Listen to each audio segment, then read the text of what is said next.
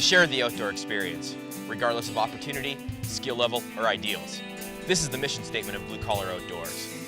Since 2006, I've poured my heart and soul into developing an idea that would allow everyday sportsmen to share their hunting and fishing adventures with the public. This is that show. This is Blue Collar Outdoor TV.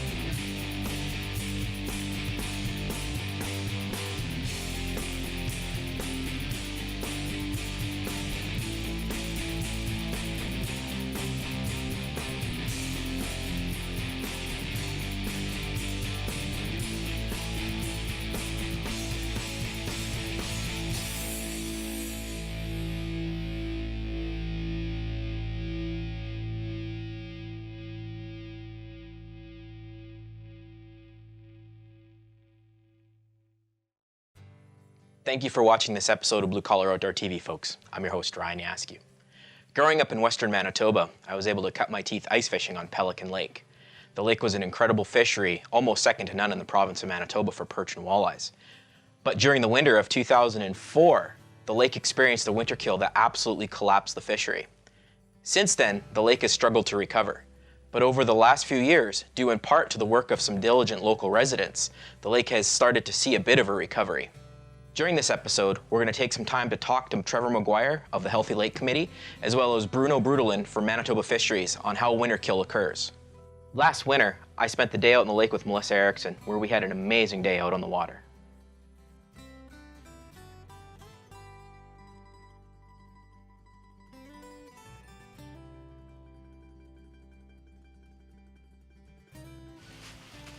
That's the fish.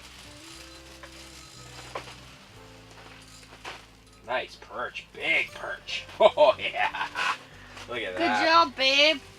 You rock at this. Nice perchy lurchy. If I could ever get him on camera here. There we go. About 10 inches. That's a good one, he'll eat. That's 2 now.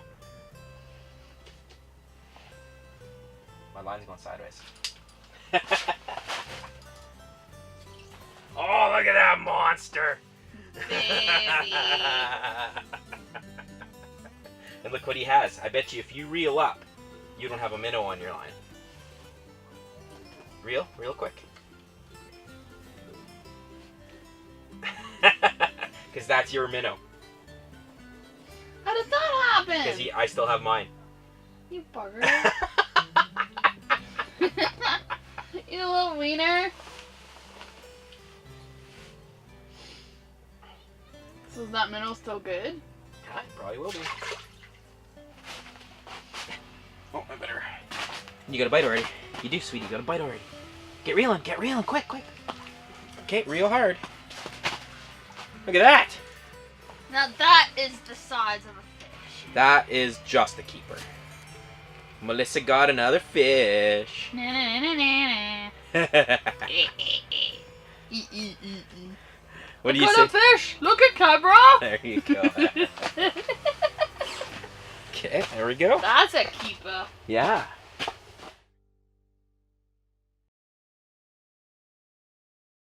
My name is Bruno Bruederlin. I'm the regional fisheries biologist out of Brandon here. Winter kill. A lot of the lakes in southern Manitoba suffer periodic winter kills, and a lot of the lakes that do suffer the winter kills are very eutrophic, nutrient-rich. Basically, once it caps off with ice, what you have in the water, like the oxygen storage capacity, is what you have. And slowly, as the winter progresses, when the lake winter kills, it winter kills from the bottom up. Like basically, what happens is once it caps off with ice, it's what you have there is what you have for the winter. And there's other organisms in the water that consume oxygen, i.e., fish, small invertebrates. But what happens is all of the aquatic plants consume oxygen as they're rotting and all that, and giving off carbon monoxide and all that. So slowly you start getting that hydrogen sulfide ammonia levels increasing as the oxygen levels decrease. One tool that we have used quite extensively in the southwest Manitoba area is aeration. And basically aeration is injecting into the deepest part of the lake low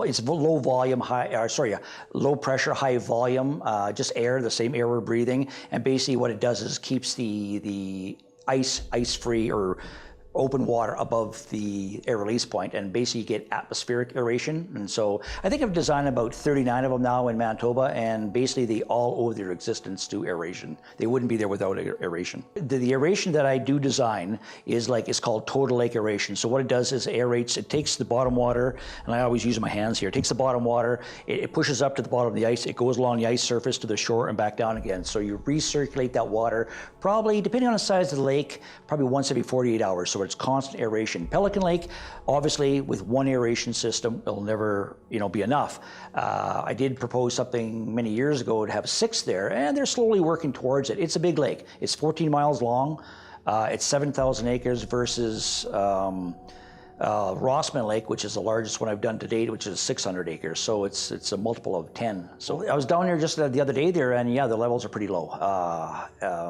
There will be, unless they get more systems in there, yes, there will be some level of winter kill. Not every year, depends on a freeze up. You have an early freeze up, you have a lot of snow and a late break up, you could have winter kill. But if you have a late freeze up, no snow and an early break up, it's not problematic to the lake, but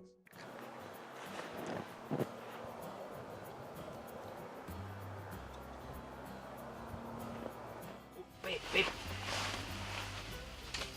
I wasn't even paying attention. Hit him, quick, real quick. Keep going, sweetie, you're doing great.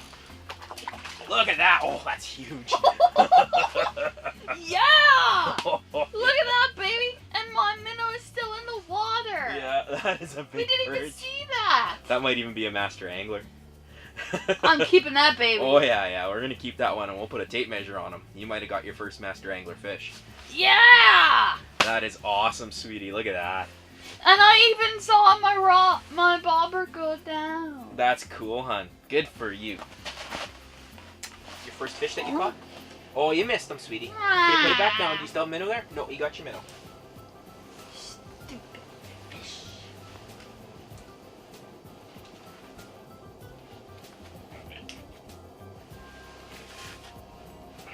Oh, I got a fish. I got one. There we go. Everyone's leaving. Not a word of a lie. Everybody's leaving. And yet And we're just starting to catch fish like crazy here. That's a keeper. That one is almost as big as your big ones.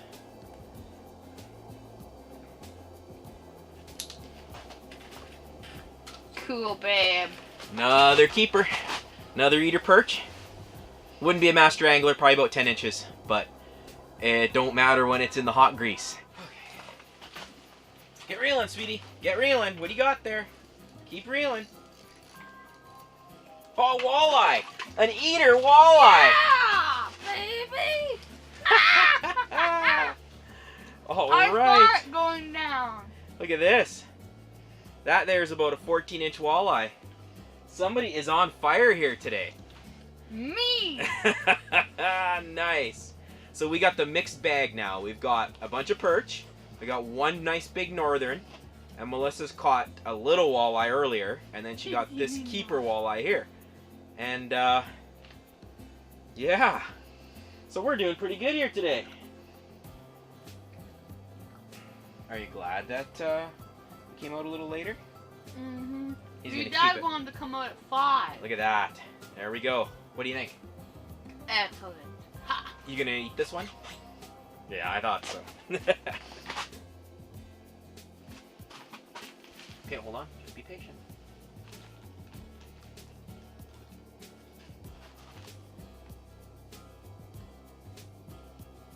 Hit him now, sweetie.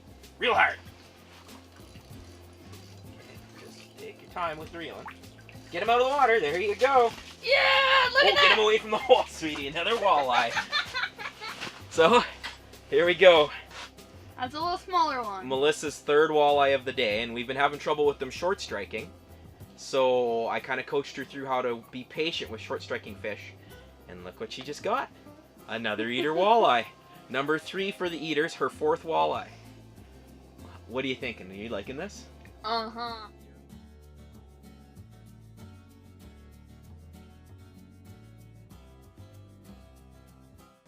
So the main goal, well, actually when we formed, there's sort of the local wildlife association, Tiger Hills, and a few of us. We wanted to see a healthier, cleaner lake. They wanted to see better fishing. Coincidentally, those things are the same story. So if you clean the water up, the fish do better, everybody does better. Pelican Lake has an annoying habit of having a massive die-off every 5 to 7 years, and the biosphere collapses and the whole thing has to rebuild itself. So by putting aeration in, we keep the fish alive through the winter, makes the biosphere much healthier, much happier. So if we prevent that die-off, the biosphere is healthy and happy the next spring, the lake gets cleaner. Also, if we run that aeration very gently during the summer months, we obviously don't need air in the summer months, the lake is fully oxygenated, but that aeration on the bottom destratifies the bottom and breaks up that organic matter.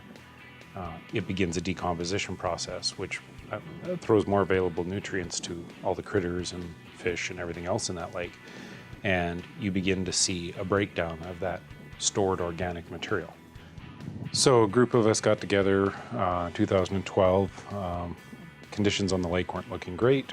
We decided we wanted to do something about it. We hooked up a small aeration system for experimental purposes, got it going, 8 heads, 1 compressor, 50 CFM, and it worked. We approached the RM, became a committee of the RM, that's Riverside, and then expanded that the next year to 2 compressors, about 100 CFM, and 24 heads. And then we started seeing significant water quality improvement. Fishing was obviously hugely successful. The fishing derby last year was amazing. And so we then stepped up to complete that cycle, or that system, where we're now at 54 heads, 150 CFM going into the lake, and things seem to be working well. Next is we've applied for a grant from the Federal Fishery Enhancement Grant. If that goes through, we should know about it by the end of March. We will install a second system on the lake that will be approximately 300 cubic feet per minute. So it'll be twice the size of the North End system. It'll be located at Marina Terrace, and the reason for that choice is mid-lake. It's also the deepest water in the lake. We can get into 14 feet of water, which is our #1 problem in Pelican Lake. We're aerating in 8 to 10 feet of water at the North End, and it's just not efficient. We did it there because there was an availability of power, and it's easy to experiment there. But this system is to go full scale, middle of the lake, maximum effectiveness.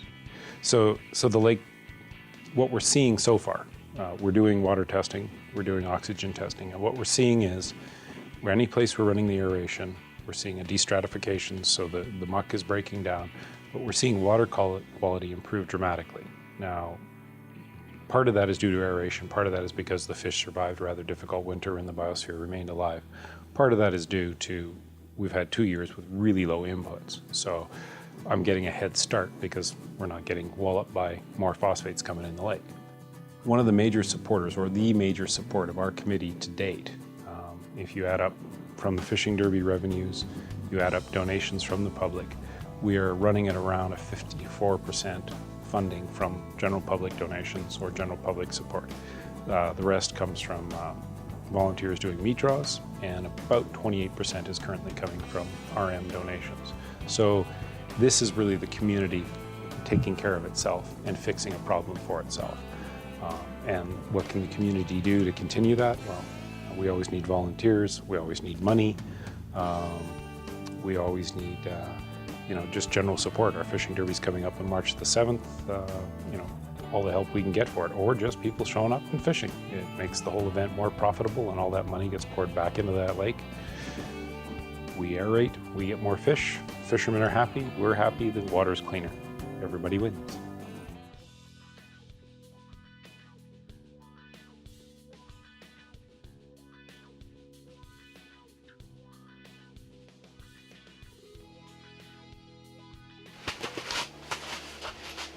Look at that, sweetie. You got a bite already.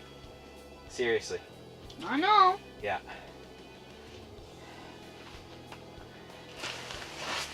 Did he spit it? No, he's still on it. Okay. Keep your rod a little lower. Okay. I'd hit him now. What do you got there, Speedy? Big perch! Look at that! That's a big sucker. Yeah! Well, I say we keep that one. Melissa is officially out fishing me.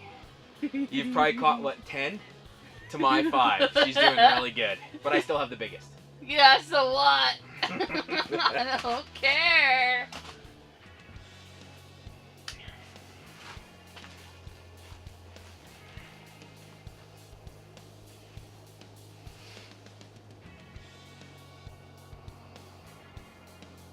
Sweetie, get him.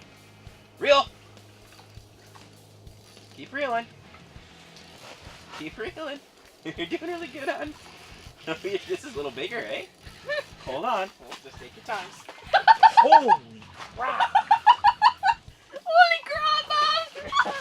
Ow! Don't lose up! Sit down, sweetie, so you're on camera. Look what Lissy just caught. That is a score of a walleye! That is a 3-pound walleye. Oh my god. It's gonna look a little hectic on camera, and it's gonna look a little gong showish, but look at that. Yeah! Oh, what a mixed bag. I've lost 2 walleyes in a row. Melissa just lost 1. But we I got a we bigger finally one. landed one. Yeah! Right on.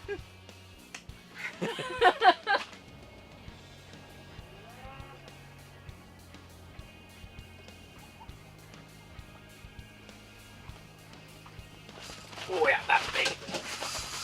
Reel in, sweetie. Oh, that's a northern pike. Whoa! You kook. Don't stop reeling. No, I gotta let him take line though, because he's a bigger fish. Okay, you caught the bigger one. Yeah, well, I haven't landed him yet. Holy cats, how big is this one? I don't know, I haven't seen him yet. See, these fish, sweetie, have really sharp teeth, and they'll cut the line.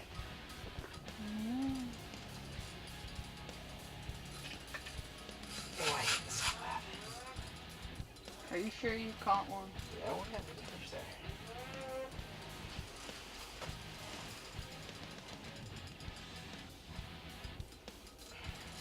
Just gotta get him started on a hole here. Done. Holy crap! There we Check go. that out, babe! How did you do that? There we go. Been waiting to get a big one here. We're keeping this one. Oh yeah, we got it. This is a perfect eater. Perfect eater. Okay, you beat me. Nice, beautiful, healthy. Northern pike, probably about 5 pounds. He going in the frying pan. We're gonna feed a perch. Now I got a nice northern. We are set. Pelican Lake is an amazing and dynamic fishery, one that's hopefully on the road towards a stable future. I'd like to thank Trevor Maguire as well as Bruno Bruederlin for their time, and I'd like to thank you all for watching. Until next time, folks, take care.